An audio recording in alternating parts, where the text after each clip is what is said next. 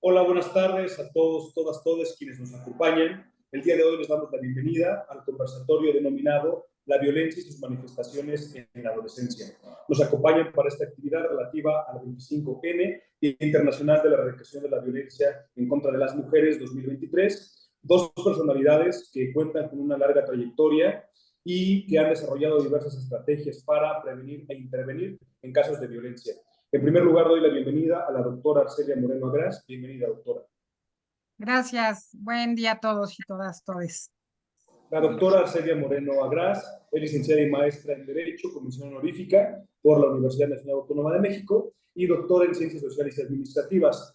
Además de su labor docente, ella ha desempeñado diversos cargos administrativos, directivos que le han permitido intervenir en la toma de decisiones directamente, como son la Secretaría de Asuntos Escolares y la Secretaría Académica en la Escuela Nacional Preparatoria 8 Miguel Schultz, así como en el departamento Infocap, donde también desarrolló estrategias institucionales, y hoy nos hablará sobre su experiencia y su labor en las distintas vías donde se ha encontrado y donde ha elaborado en la universidad.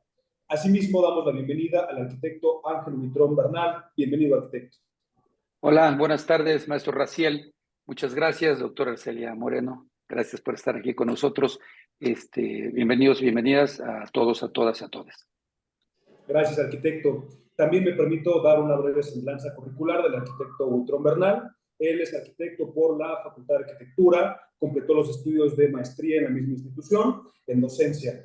Por otro lado, él ha ocupado una serie de cargos administrativos de funcionariado, entre los que se encuentran el secretario de Asuntos Escolares del plantel 8 Miguel Schultz, secretario general y director del mismo plantel durante 8 años. Y bueno, esta larga experiencia nos permitirá conocer una perspectiva de las iniciativas que él ha desarrollado, diseñado e implementado.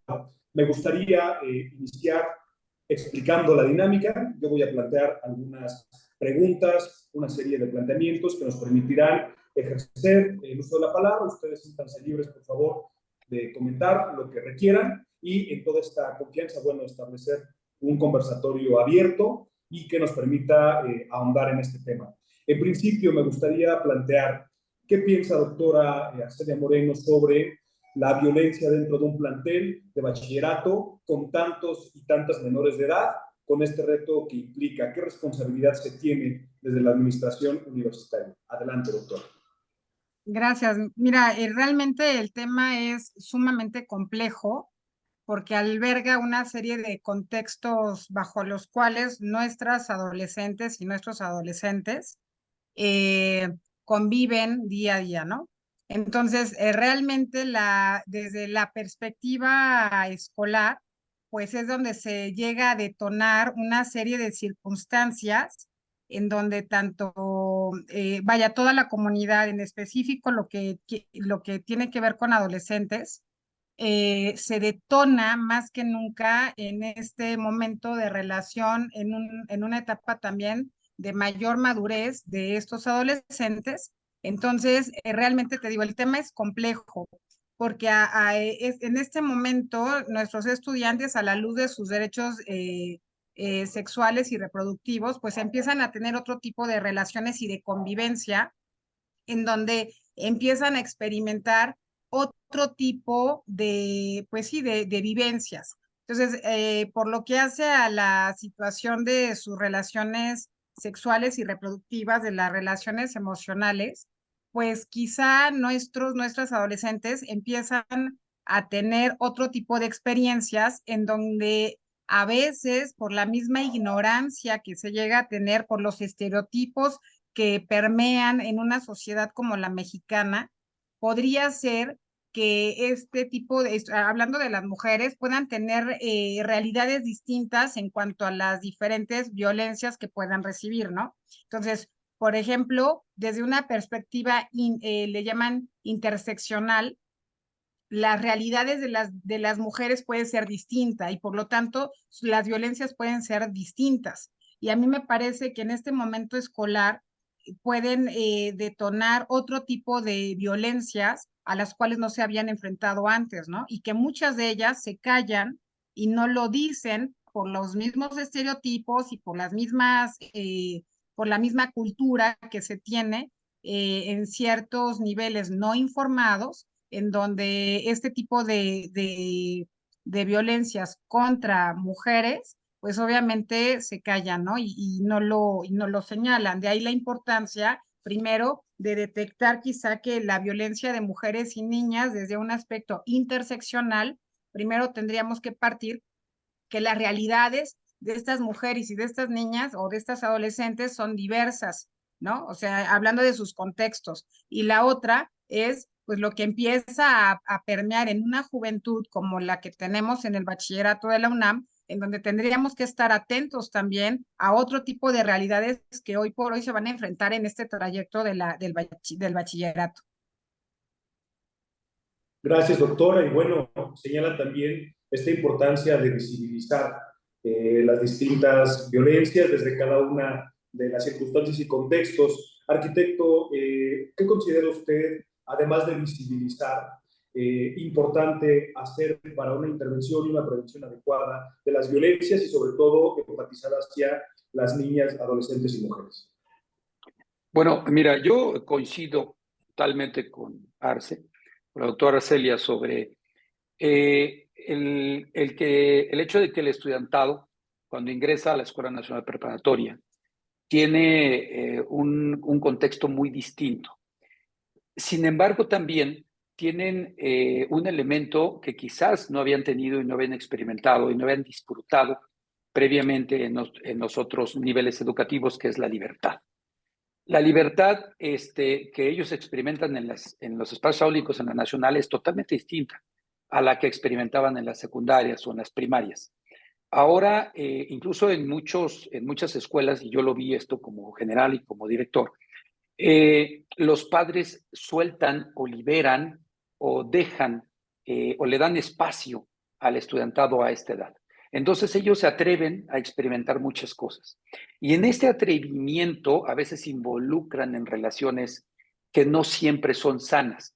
Incluso en nuestro plantel nosotros desarrollamos varios proyectos, varios programas, varias acciones encaminadas a erradicar esa violencia que incluso se generaba allí mismo. Me parece importante y necesario que las autoridades universitarias aceptemos primero lo que está pasando, o sea, visibilizar, pero también aceptar. No puedes decir que no ocurre porque entonces estarías en el problema de atender algo porque tú crees que no pasa, ¿no? Yo creo que lo más importante es decir, ok, sí ocurre. ¿Por qué? Porque los indicadores están allí y están claros. Cuando llega el estudiantado con una situación a un área como apoyo a la comunidad o oficina jurídica o secretaría particular, tú te enteras de lo que está pasando en la escuela. Y entonces tú tienes que atenderlo. Ahí está un indicador muy claro, ¿no? Sí está sucediendo en las interrelaciones que se suscitan entre el estudiantado, se generan estas acciones y muchas veces son violentas, ¿no? ¿Por qué son violentas? Pues porque muchas veces traen formación de casa. Muchas veces, y yo lo he dicho, una buena parte, somos una institución pública, ¿ok? Y una buena parte del estudiantado que ingresa a la Nacional Preparatoria vienen de zonas, algunas de ellas de alto riesgo, incluso algunas de ellas peligrosas, barrios algunas veces bravos. Entonces, lo que viven en casa, lo que viven en el barrio, lo que viven en sus espacios familiares, a veces vienen y lo replican en las escuelas. Entonces, nosotros las autoridades y nosotros los y las docentes tenemos que estar muy atentos para ayudarlos y apoyarlos. Entonces, yo creo que se deben desarrollar políticas verdaderamente fuertes, sólidas, para atender estas necesidades que sí existen en los planteles educativos. Muchas gracias, arquitecto Buitrón. Sin duda, son realidades que es importante observar, abordar y atender de manera oportuna y de manera eficiente. Retomando un poco el comentario de la doctora Moreno, me gustaría plantear, señalaba usted esta tendencia contemporánea de la transaccionalidad. Y bueno, igual que comentaba el arquitecto Buitrón, hay una serie de violencias que se presentan y que llegan a las distintas oficinas y que requieren diversos tipos de atención. ¿Qué sucede con los distintos tipos de violencia, doctora? Que, bueno, se pueden dar demográficamente de naturaleza muy distinta, quizás entre pares, quizás de manera verticalizada. Hablamos hoy en día de una institución heteropatriarcal, hegemónica, y bueno, tanto a nivel horizontal como a nivel vertical, es posible que haya violencias. ¿Cómo prevenirlas, doctora? ¿Cómo intervenir en caso de que sucedan? Y sobre todo, desde un espacio público como los cuales usted se ha encontrado al frente, ¿cómo plantear soluciones? Mira, lo señalan en organismos internacionales como la ONU, lo que se conoce como el aprendizaje transformador, así le llaman. Este habla de una prevención, o sea, de cómo hacer esta prevención eficaz que requiere una capacitación constante para poder lograr pues un cambio en los comportamientos de su comunidad. Y entonces tendríamos que tener una serie de herramientas dentro de las comunidades educativas. En el caso de la universidad, después de la pandemia, bueno, antes de la pandemia, durante la pandemia y después de pandemia, o sea, antes, durante y después de la pandemia, tuvimos que hacer adecuaciones y cambios realmente contundentes en la misma universidad en todos los sectores para poder tratar el tema de la violencia. Estábamos hablando de, como tú lo mencionas, los distintos tipos de violencia, los que como comunidad se ven enfrentadas algunas personas, ya sea por su condición de género u otro tipo de situaciones que se llegan a dar pues en lugares tan complejos como es la educación. Entonces, a la luz de los derechos humanos, pues te digo, esto que le llaman aprendizaje transformador, es un eje bien importante para seguir capacitando y deconstruyendo las realidades de las cuales nosotros pues fuimos educados. Muchos de los que formamos parte de la comunidad universitaria fuimos formados con unos estándares de valores muy distintos a los cuales nos encontramos el día de hoy. Entonces, es complejo para estas personas que no se logran adaptar a las realidades que hoy tenemos. Los estudiantes, en el caso del bachillerato, pues seguimos recibiendo a esos estudiantes de 14 a 18 años en su generalidad y siguen llegándote las mismas edades durante, bueno, en mi caso, 22 años ya de servicio aquí en la universidad, en donde uno como docente empiezas a observar cómo ese chico no es el mismo de hace 22 años. Son estudiantes con unas realidades distintas, con habilidades también distintas y con una forma de ver la realidad bien diferente. Entonces, por eso hablaba yo de ese aprendizaje transformador, porque para que sea eficaz esto que llamamos prevención, tendríamos que empezar también por las autoridades, nosotros que fuimos autoridades, así también pues las autoridades en el aula, que son el cuerpo docente, que tenemos que estar en constante transformación y deconstrucción para adaptarnos a las realidades a las cuales nos están llegando esta juventud. Y por otro lado, también me parece importante en esta deconstrucción no olvidar que a la luz de los derechos humanos, pues estos valores van adquiriendo nuevas realidades. Por ejemplo, cuando hablo de esta deconstrucción, entendamos que tenemos personas que fuimos educadas en el siglo pasado y que un valor como la libertad, un valor como la justicia, no sé, cualquier otro tipo, pues no tenía el mismo concepto que teníamos en aquella época. Y entonces ahora tenemos una realidad distinta en donde el mismo valor de justicia, el mismo valor de libertad o de igualdad adquiere un concepto distinto. Así pues cómo es, pues, desde mi punto de vista, al atender las diferentes violencias a las cuales nos enfrentamos todos los días, me parece que es importante lo que yo digo, aprendizaje transformador a través de esta capacitación constante para seguir no como una moda, sino como una realidad a la cual nos estamos enfrentando con la comunidad que tenemos. Gracias, doctora. Es una palabra trascendente, transformación. Y bueno, un elemento de la semblanza del arquitecto Buitrón que no señalé previamente es que él ha sido universitario desde que se encontraba en la preparatoria 2, en el nivel de iniciación universitaria. y ha tenido oportunidad de recorrer los distintos niveles educativos hasta el posgrado, el cuerpo docente y bueno, nada más y nada menos que una responsabilidad de toma de decisiones como es ser director de un plantel. Desde este trayecto, ¿qué nos diría usted, arquitecto, que se puede hacer desde los distintos ámbitos? Primero como estudiante, como profesor, como funcionario, como director de un plantel, para transformar estas políticas y para generar una constante de construcción que impacte en un cambio social para prevenir las violencias, arquitecto. Mira, yo creo que, como bien dice Arce, nosotros como institución educativa tenemos una gran responsabilidad. Y esa es una responsabilidad con el país, una responsabilidad con la sociedad. Y es una responsabilidad histórica. Somos la máxima casa de estudios. La Escuela Nacional pertenece a la máxima casa de estudios y tiene un nivel que es el de iniciación universitaria y que alberga jovencitos desde los 11 años. Entonces estamos desde que salimos de la primaria en la universidad y hasta pues, los niveles que uno desee estar. Estoy totalmente de acuerdo con la doctora cuando habla de deconstrucción. Yo creo que el docente, de hecho los 4 sectores, el estudiantado, los trabajadores y los trabajadores, el cuerpo docente y las autoridades que a veces son parte de uno o de otro, tenemos esa gran responsabilidad y esa gran tarea de, de convertirnos, de actualizarnos y de deconstruirnos. Yo recuerdo que cuando fui estudiante de iniciación universitaria, les poníamos sobrenombres, algunos cariñosos, algunos un poco menos, al profesorado.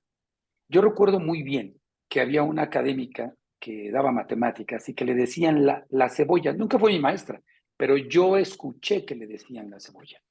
¿Y por qué le decían la cebolla? Porque los hacía llorar a todos. Ese era su apodo. Y cuando uno lo reflexiona después de muchos años, de qué estaba sucediendo en esas aulas, es que ella generaba una situación en el aula que finalmente no era una experiencia positiva, porque el llorar en un aula, a menos que sea de felicidad, pues es una experiencia positiva. Más bien era una experiencia de frustración, más bien era una experiencia de dolor, de que no podían y que además tenía un alto índice de reprobación en esa asignatura que era matemáticas. Y que además normalmente, dicho sea de paso, es una de las materias de mayor índice de reprobación en toda la nacional preparatoria, ¿no? Entonces yo creo que en esos tiempos nosotros actuábamos de una manera. Nosotros no íbamos a la dirección a quejarnos. No había una cultura de la denuncia. De hecho, entre nosotros, como bien dice la doctora, entre el estudiantado, comentábamos, ni siquiera creo que era pensable el ir a reportarla. Porque decían, no, es la académica, ¿cómo vas a decir pues que te hace llorar o que te maltrata o que te dice o te habla mal o que tú sientes que te está hablando mal? Creo que los tiempos han cambiado y creo que todos y todas tenemos esa gran responsabilidad. Sí debe de haber una cultura de denuncia, por supuesto que la debe de haber. También debe de haber un cambio en los perfiles del profesorado. Creo que lo hemos hecho. Creo que la universidad ha trabajado en ello. De hecho, ahí están las pruebas tangibles. El día de hoy, la Defensoría de los Derechos Universitarios tiene un área específica para atender ese tema de violencia de género, el cual no existía cuando yo era estudiante, ni de iniciación universitaria, ni de preparatoria, ni de universidad. En la misma universidad vivimos violencia en las aulas, sobre todo en la Facultad de Arquitectura, yo hablo de mi experiencia, y vimos cosas que no debieron haber sucedido. Y creo que se hubieran detenido si hubiera habido una cultura mucho más fuerte de la denuncia, ¿no? Yo creo que efectivamente, por supuesto con bases, por supuesto con pruebas, pero creo que sí debemos todos, tenemos el gran compromiso de detener estas violencias de cualquier tipo, ¿no? Violencia escolar, violencia sexual, violencia de género, violencia laboral, entre pares o como dices tú, en las relaciones verticales. De verdad que esto creo que ha estado cambiando y yo aplaudo las iniciativas de la misma universidad. La universidad tiene seminarios de violencia, la SUIBE, por ejemplo, es un universitario interdisciplinario de violencia escolar, es como una especie de observatorio para ver qué sucede en los planteles educativos. Y yo creo que las escuelas tenemos ese gran trabajo, y creo que sí es un tema que tenemos que seguir atendiendo y tenemos que seguir invirtiendo tiempo, esfuerzo, porque no nos merecemos como sociedad seguir hablando de lo que pasa. Creo que tendríamos que pasar la hoja y empezar a hablar de cultura de la paz, de sociedades positivas, relaciones positivas, y no de estar conmemorando días internacionales para tratar de erradicar algo que no debería de existir, y menos en los espacios educativos, y mucho menos en los núcleos familiares. Gracias, arquitecto. Sin duda, una corresponsabilidad desde nuestros distintos ámbitos, como miembros, miembros de una comunidad. Voy a dejar en la mesa una pregunta para ir concluyendo y quien gusta responderla, adelante. Nos enfrentamos ya hacia un futuro desafiante, como señala el arquitecto Buitrón. Bueno, es un enfoque, es un cambio de perspectiva hacia lo que viene, lo que se ha trabajado en la universidad al día de hoy, pues nos ha llevado a donde nos encontramos ahora. Sin duda, una deconstrucción es permanente.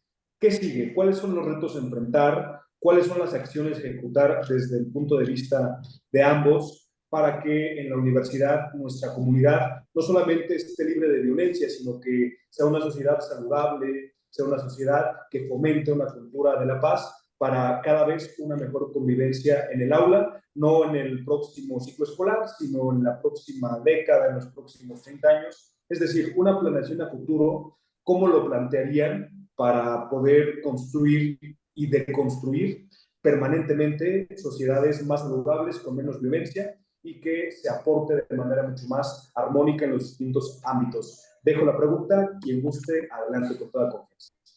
Adelantarse.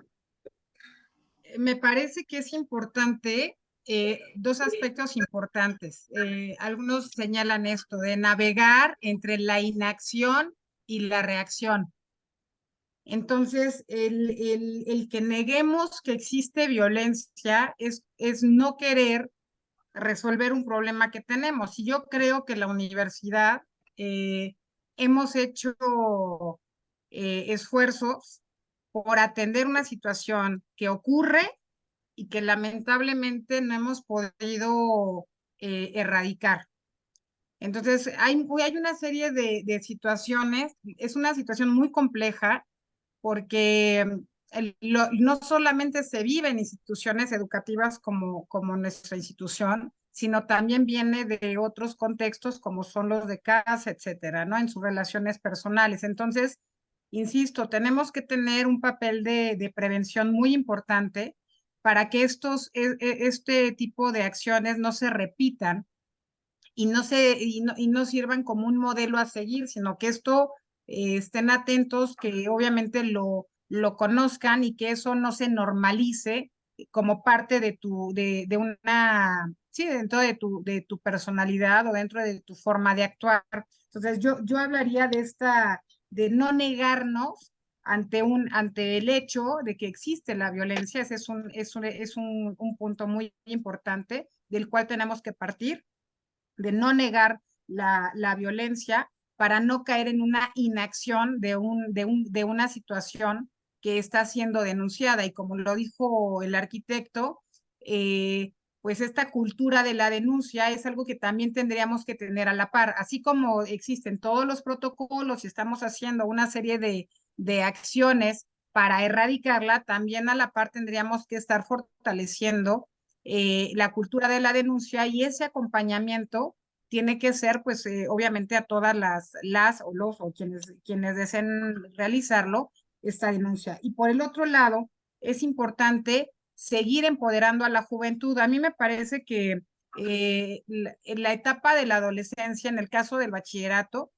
y obviamente esta adolescencia de esta juventud ya aún cuando estén en la licenciatura, son etapas críticas. Yo, sin ser psicóloga, perdón, son etapas críticas en toda su formación, en su personalidad. Entonces, realmente sí se tienen que llevar a cabo intervenciones tempranas de prevención. Y si lo hacemos nosotros de estas intervenciones tempranas de prevención de violencia, desde que nos llegan, como lo señalan desde iniciación, y luego fortalecemos este mensaje y esta capacitación constante, o formación, más bien, formación de estos adolescentes, de estas adolescentes, en toda esta etapa crítica, pues entonces lo que estamos haciendo es capacitando jóvenes como estos agentes de cambio que realmente van a incidir en mejorar estos resultados que hoy en día tenemos sobre intervenciones preventivas de violencia. Pero si no informamos y si no seguimos haciendo,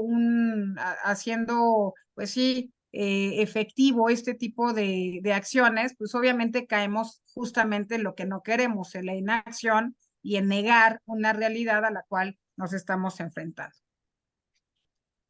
Bueno, yo estoy de acuerdo, por supuesto, no puedo estar más de acuerdo con la doctora.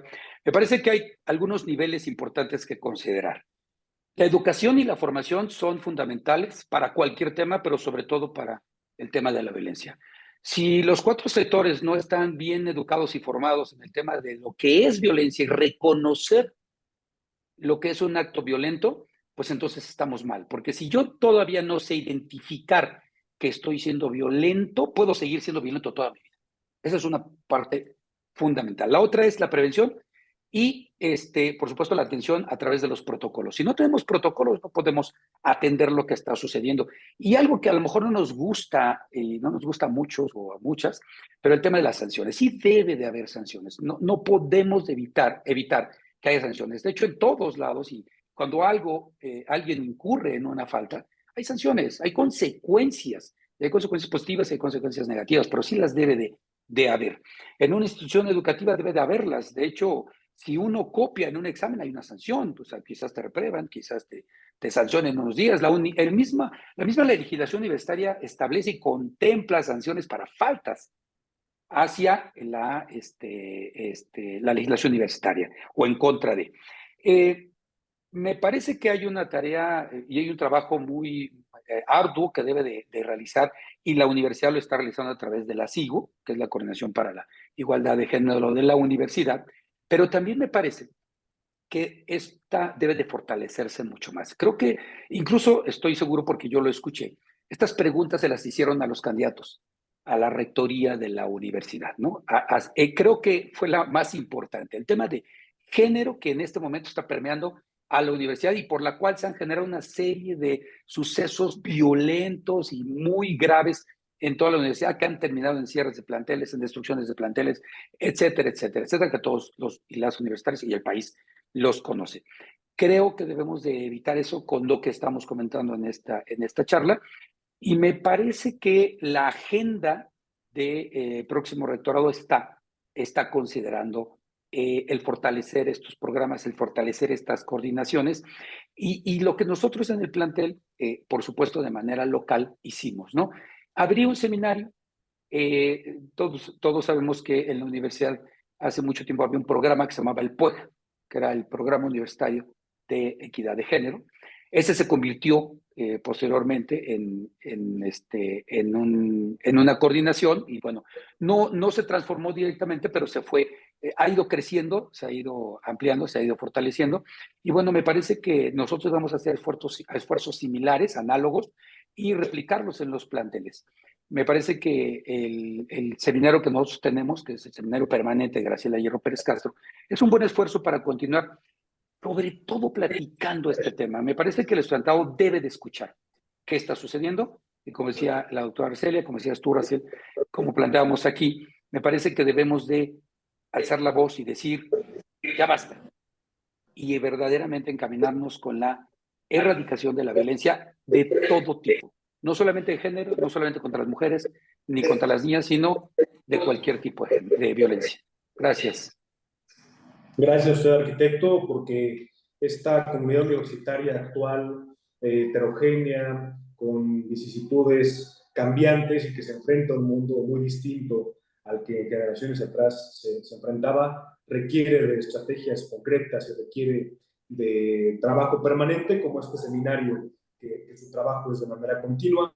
Una reflexión, igualmente dejo la mesa abierta para poder concluir. Sin duda es un tema muy amplio, muy complejo, como lo ha reiterado la doctora Arcelia Moreno. Sin embargo, bueno, para este 25N vayamos cerrando estas reflexiones, algunos comentarios para poder construir una comunidad cada vez más saludable y más igualitaria.